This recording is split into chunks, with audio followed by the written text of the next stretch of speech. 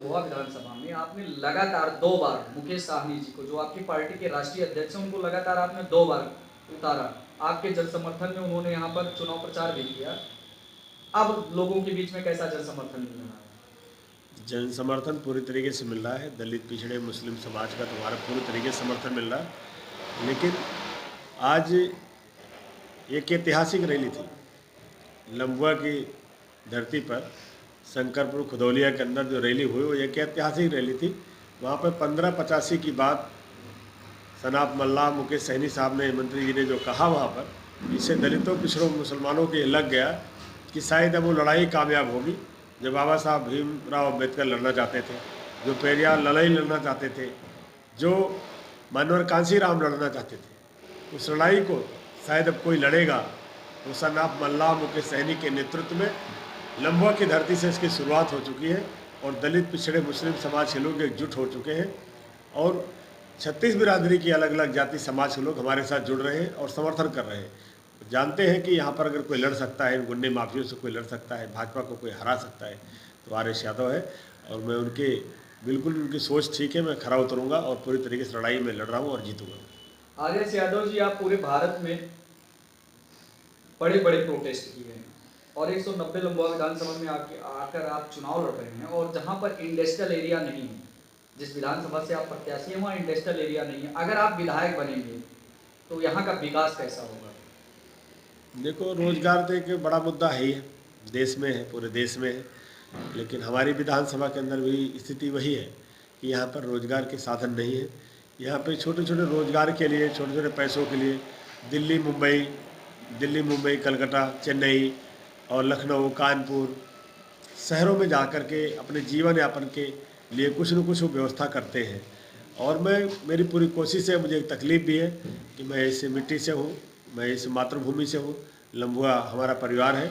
मैं अपने परिवार के लिए, अपने लोगों के लिए, लम्बुआ वासियों के लिए मैं पूरी तरीके से कोशिश करूँगा कि अगर मुझे अवसर सम्मानित जनता ने दिया, मुझे अवसर दिया, तो लम्बुआ के अंदर 10-20 हज़ार रुपये के लिए जो लोग बाहर जाके काम करते हैं, वो मैं सुविधा यहीं पे कराने का काम करूँगा।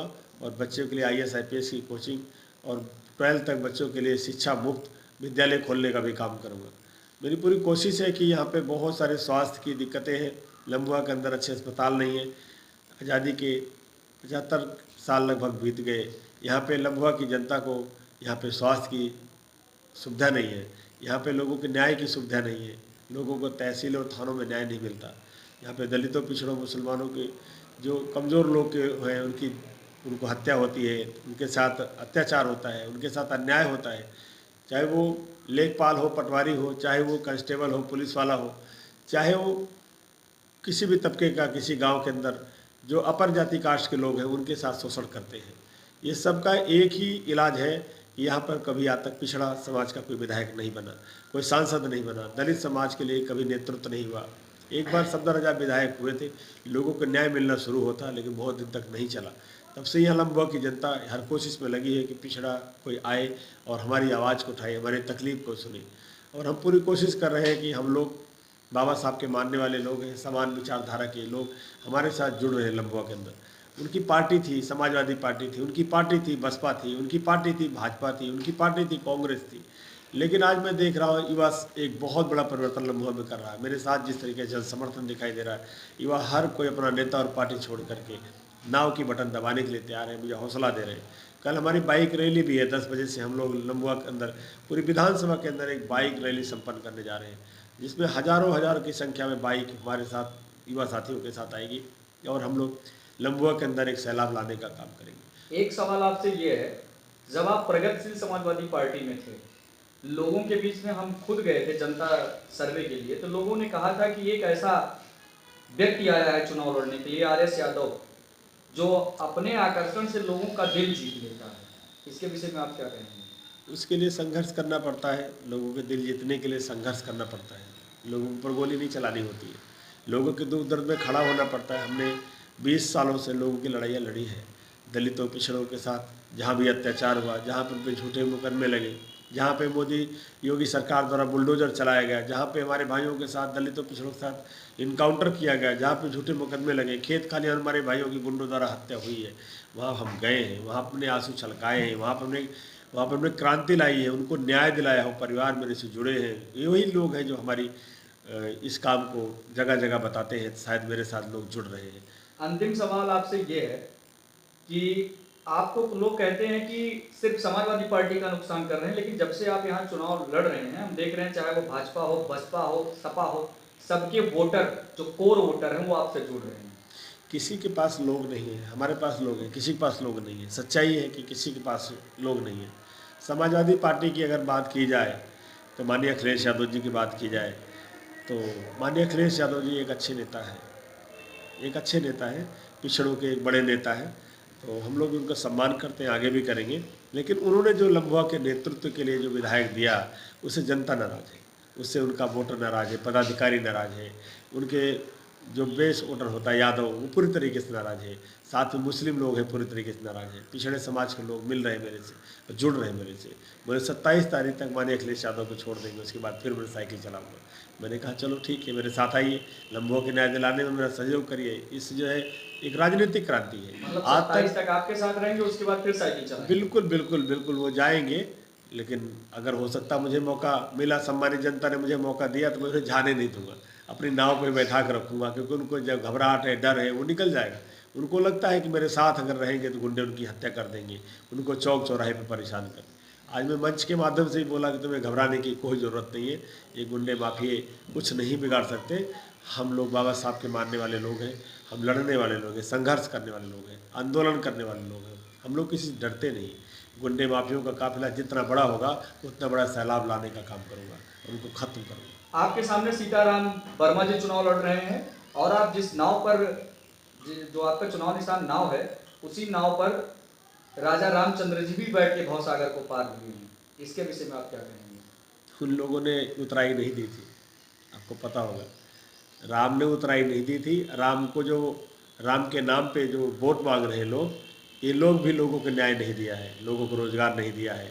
न राम ने दिया था वो उतराई केवट को, मल्लाह समाज के लोगों को, केवट को उतराई नहीं दी थी। वो तो कहते तो हैं जो राम को लाए हैं हम उनको लाएंगे। अरे कुछ नहीं, इनके पास कुछ नहीं है। इनके पास न दलित वोटर है, न पिछड़ा वोटर है, न मुस्लिम वोटर है। और आपने तो इनके उन्हीं राम को भवसागर के पार भी लगा दिया था। कुछ नहीं, इनके पास है ही नहीं कुछ, इनके पास कुछ नहीं है। केवल इनके पास झूठ बोलने के अलावा इनके पास कुछ भी नहीं है। ये षड्यंत्रकारी लोग हैं, ये दमनकारी लोग हैं, ये देश विरोधी लोग हैं।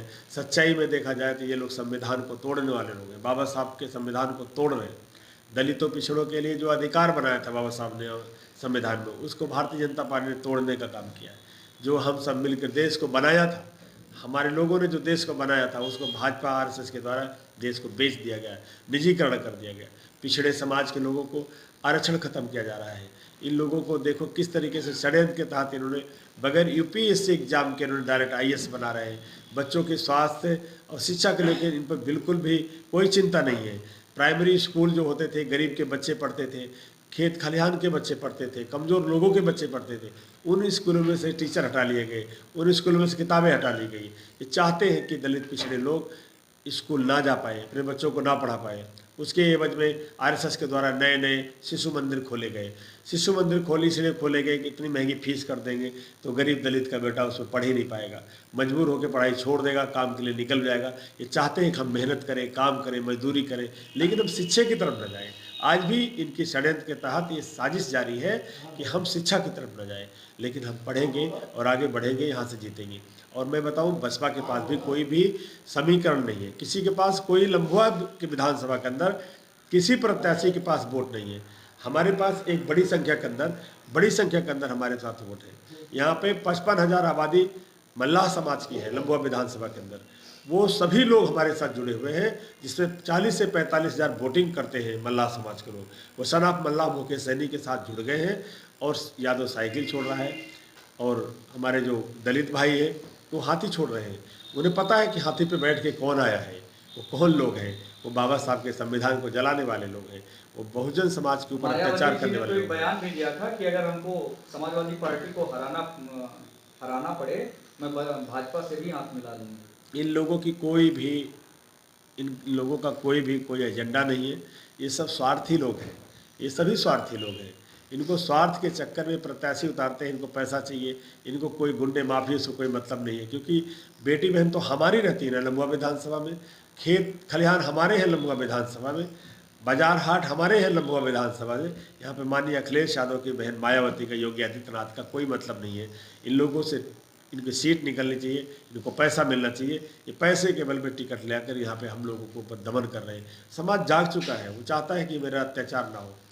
पूर्व विधायक के बारे में देखिए, वर्तमान विधायक के बारे में देखिए, और जो हाथी से भी आए हैं प्रत्याशी उनके बारे में देखिए। इन सभी का समीकरण जनता कर रही है।